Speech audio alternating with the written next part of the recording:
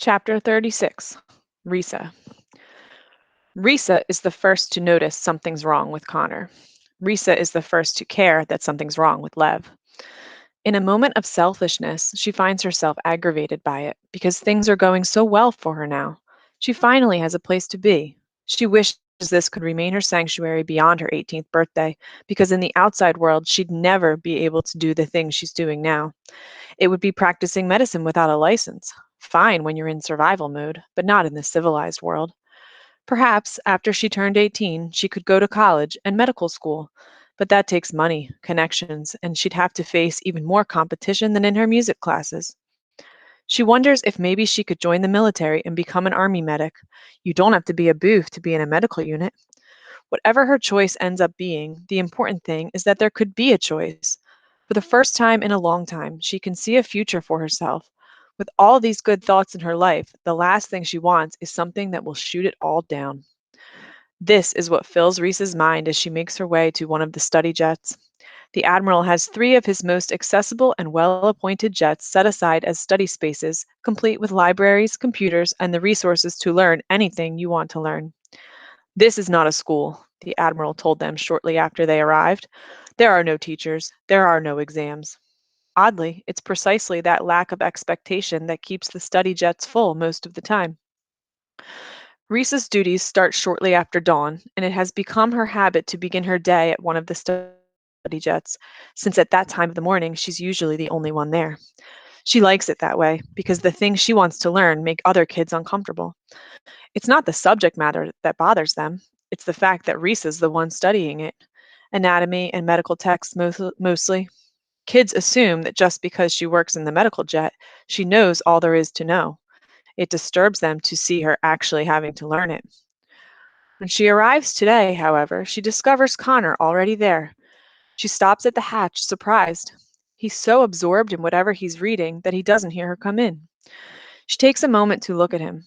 She's never seen him so tired, not even when they were on the run.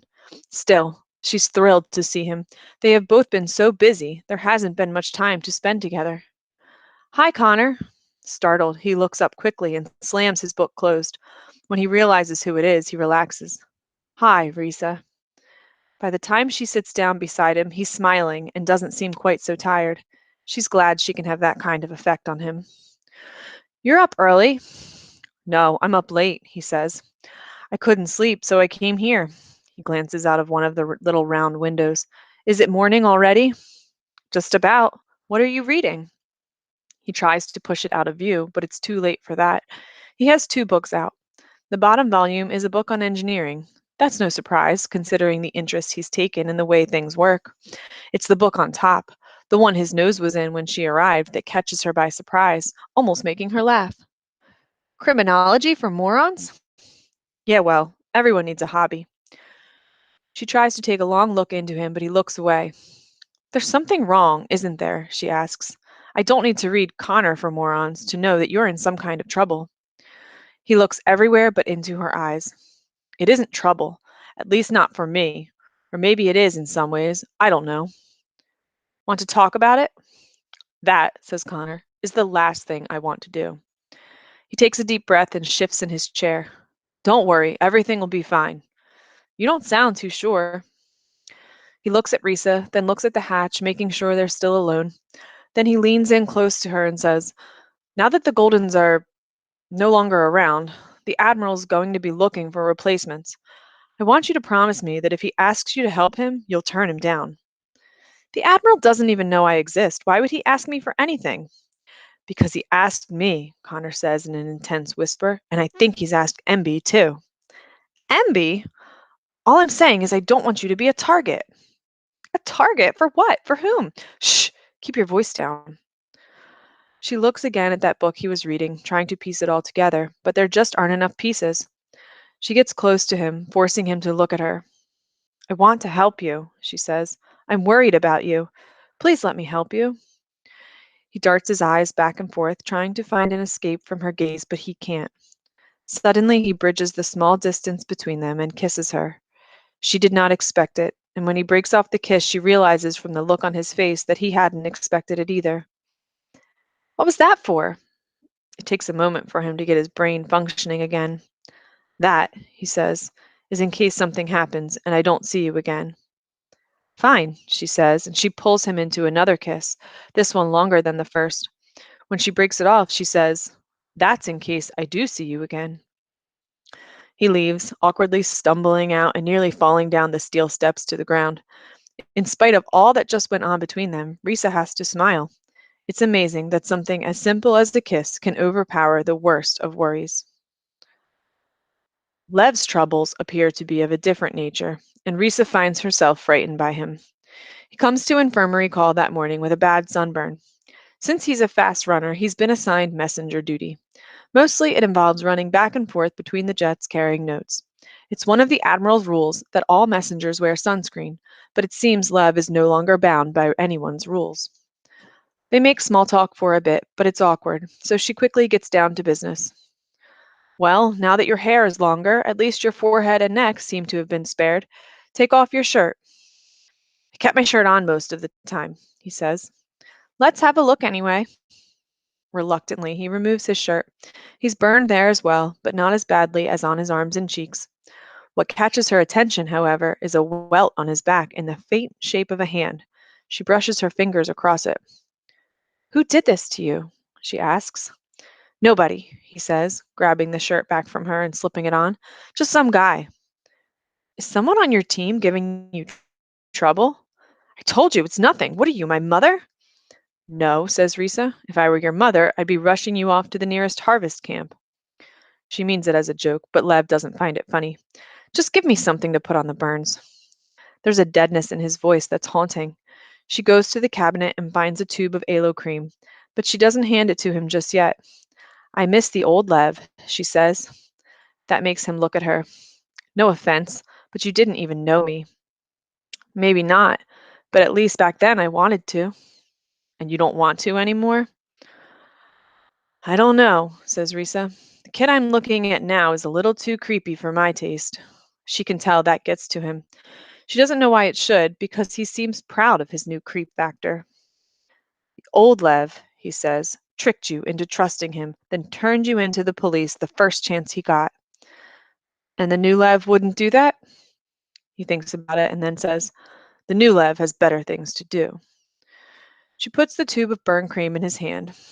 Yeah, well, if you see the old one, the one who always thought about God and his purpose and stuff, tell him we want him back. There's an uneasy silence, and he looks down at the tube in his hand. For a moment, she thinks he might say something that brings a hint of that other kid back into the room, but all he says is, How often do I put this on? There's a work call the following day. Risa hates them because she knows there isn't going to be anything for her, but everyone must attend work call. Today, the gathering isn't run by an Unwind, it's run by Cleaver. Apparently, he's temporarily taken over the job since no one's been found to fulfill Amp's duties. Risa doesn't like him. He's got an unpleasant, slimy look about him. There are only a few calls for work today. Someone wants a plumber's assistant in some godforsaken town named Beaver's Breath. There's some farm work out in California. And the third job is just plain weird. Prudhoe Bay, Alaska, Cleaver says. You'll be working on an oil pipeline until you're 18. From what I hear, it's one of the coldest, most brutal places on Earth.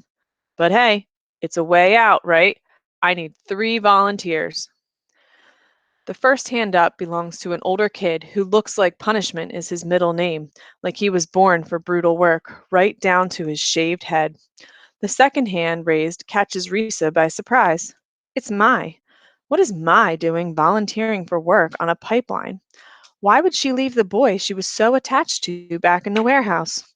But then, come to think of it, Risa hasn't seen that boy around the graveyard at all. While she tries to process this, a third hand goes up. It's a younger kid, a smaller kid, a kid with a bad sunburn.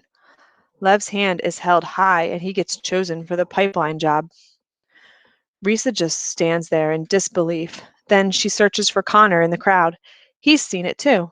He looks at Risa and shrugs. Well, maybe this is just a shrug to Connor, but it's not to her. When the meeting breaks up, she makes a beeline for Lev, but he's already vanished into the mob. So the instant Risa gets back to the infirmary, she calls for a messenger and another, sending them each off with redundant notes reminding kids to take their medications. Finally, after her fourth call, the messenger they send is Lev. He must see the look on her face because he just stands there at the hatch, not coming in. One of the other medics is there, so Risa glares at Lev, pointing toward the back. That way, now. I don't take orders, he says. That way, she says again, even more forcefully. Now. Apparently, he does take orders after all, because he steps in and marches toward the back of the plane. Once they reach the storage room at the back, she closes the bulkhead door behind them and lays into him.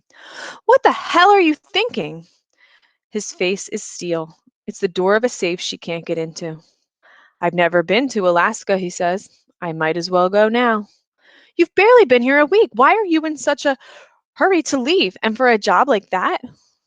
I don't have to explain anything to you or to anyone else. I raised my hand, I got chosen, and that's all. Risa crosses her arms in defiance of his defiance. You don't go anywhere if I don't give you a clean bill of health. I could tell the Admiral you've got infectious hepatitis. You wouldn't. Just watch me. He storms away from her, kicking the wall in fury, and then storms back. He won't believe you, and even if he does, you can't keep me sick forever. Why are you so determined to go? There are things I have to do, Lev says. I don't expect you to understand. I'm sorry I'm not who you want me to be, but I've changed. I'm not that same stupid, naive kid you guys kidnapped 2 months ago. Nothing you can do will keep me from leaving here and doing what I've got to do. Risa says nothing because she knows he's right.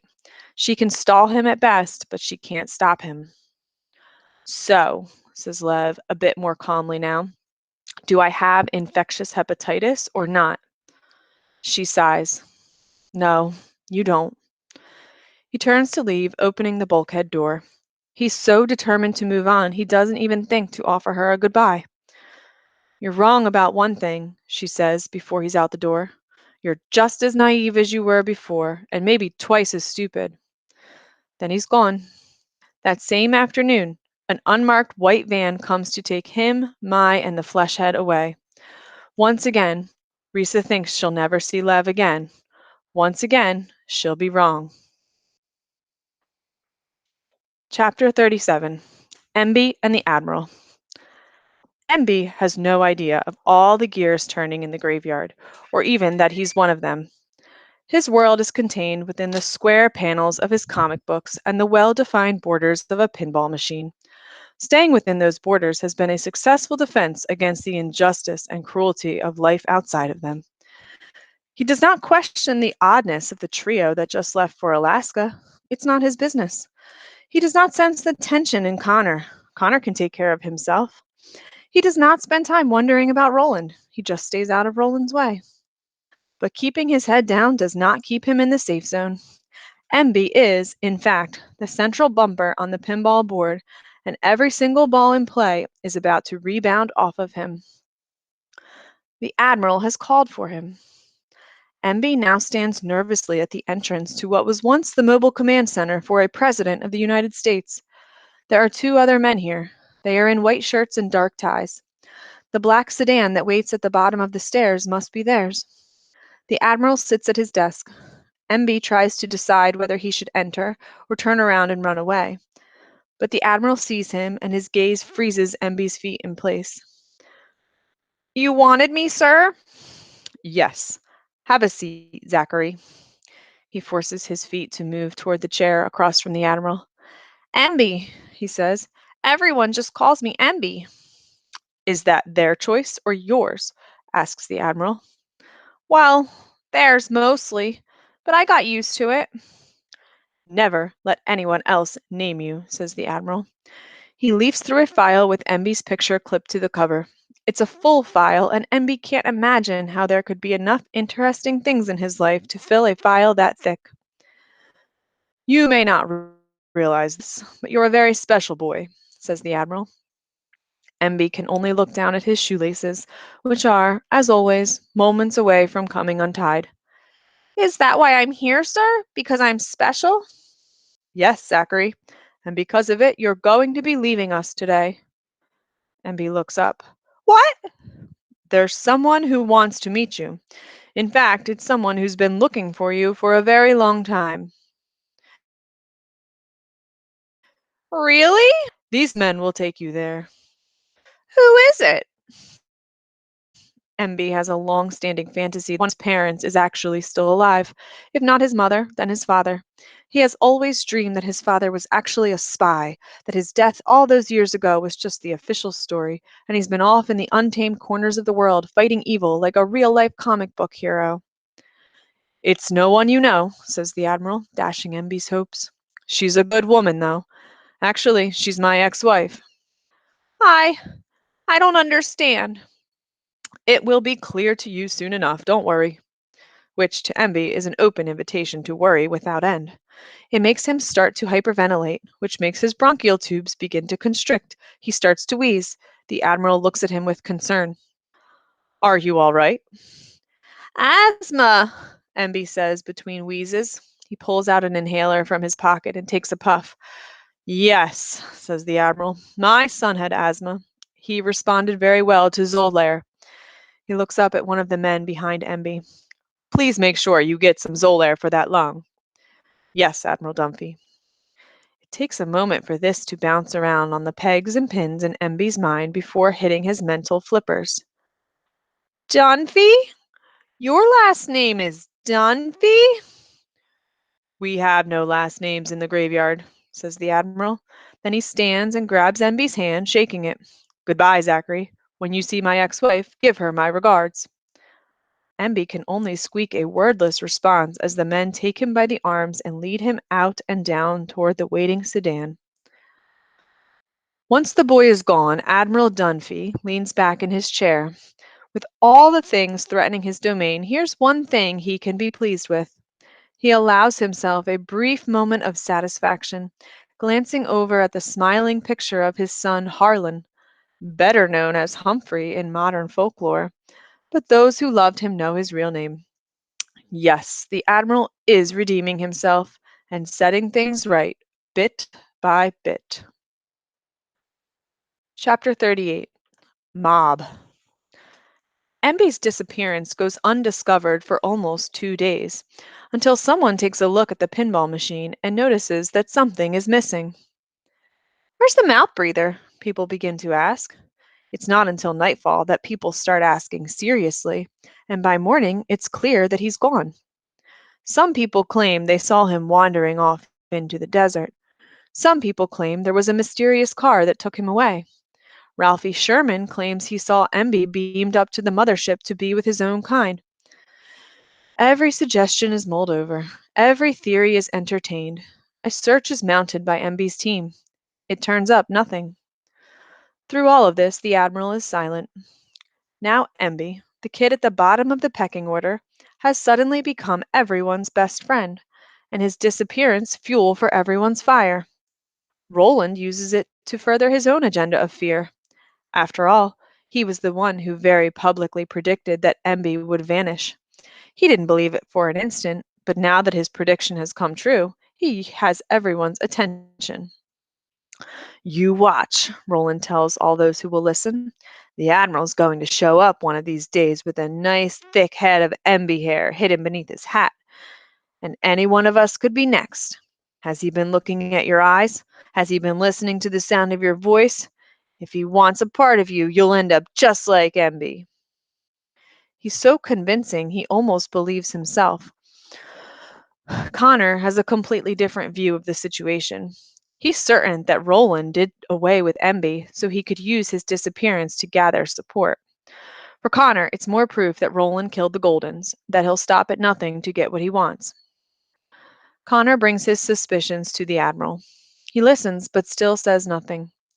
The Admiral knows that claiming responsibility for MB's absence would play right into the mania that Roland is creating.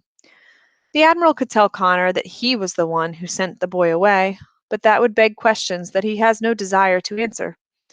He decides to let Connor think that Roland did it. It would motivate Connor even more to find that crucial link connecting Roland to the murders, because now the Admiral has come to believe in Roland's guilt as well. Forget the missing boy, he tells Connor. Concentrate on proving Roland killed the others. Someone must have helped him. Someone must know. Right now, Roland has too many supporters. We can't take him down without hard evidence. Then somehow I'll get you evidence, Connor tells him. I'll do it for Emby. After Connor leaves the Admiral's jet, the Admiral sits alone, pondering the ins and outs of the situation. Things in the graveyard have gotten dicey before, but dicey situations have always been the Admiral's specialty. He's sure he can play this one to a successful conclusion and get everything back under his control. As he sits there in his jet, he gets an ache in his shoulder that spreads down his arm. No doubt it's another manifestation of his various war wounds. He calls for a medic to bring him some aspirin. Chapter 39. Roland. Roland opens the envelope that Hayden has just handed him and reads the note inside. I know what you did. I'll make you a deal. Meet me at the FedEx jet. The note isn't signed, but it doesn't have to be. Roland knows who sent it. Connor's the only one with nerve enough to blackmail him. The only one stupid enough. The note sends Roland's mind spinning. I know what you did. There are quite a lot of activities Connor could be talking about. He might know that Roland has been sabotaging the generators so he can blame the Admiral for outrageous living conditions. Or he might know about the bottle of ipecac he stole from the infirmary while pretending to flirt with Risa. He was planning to use the stuff to spike drinks, create a puke fest, and then blame the Admiral for giving them all food poisoning. Yes, there are plenty of things Connor could have found out about. Roland puts the note in his pocket, showing no emotion, and glares at Hayden. So you're Connor's messenger boy now? Hey, says Hayden. I'm Switzerland. Neutral as can be, and also good with chocolate. Get lost, Roland tells him. Already am, and Hayden strolls away. It burns Roland that he might have to bargain with Connor, but there are worse things. And after all, bargains and subterfuge are a way of life for him. So he heads off towards the FedEx jet, making sure he takes a knife with him in case there's a deal to be made. Chapter 40. Connor. I'm here, Roland calls from outside the FedEx jet. What do you want? Connor remains hidden inside the hold. He knows he's only going to get one chance at this, so he's got to do it right. Come inside and we'll talk about it. No, you come out. Nice try, Connor thinks, but this is going to be on my terms. If you don't come in, I'll tell everyone what I know. I'll show everyone what I found. Silence for a moment, then he sees Roland's silhouette as he climbs into the hold. Connor has the advantage now. His eyes have adjusted to the dim light of the hold, and Roland's have not. He leaps forward and firmly plants the muzzle of the Admiral's gun against Roland's back. Don't move. Instinctively, Roland's hands go up, as if he's been in this position many times before. Is this your deal? Shut up. Connor uses one hand to frisk him, finds the concealed knife, and hurls it out of the cargo hold. Satisfied, he pushes the gun harder against Roland. Move. Where am I supposed to go? You know where to go. Crate 2933, move. Roland begins to walk forward, squeezing between the narrow rows of crates. Connor is conscious of every movement of Roland's body. Even with a gun to his back, Roland is arrogant and sure of himself. You don't want to kill me, he says. Everyone here likes me. If you do anything to me, they'll tear you apart. They reach crate 2933. Get in, Connor says. That's when Roland makes his move. He spins, knocks Connor back, and grabs for the gun. Connor expected this.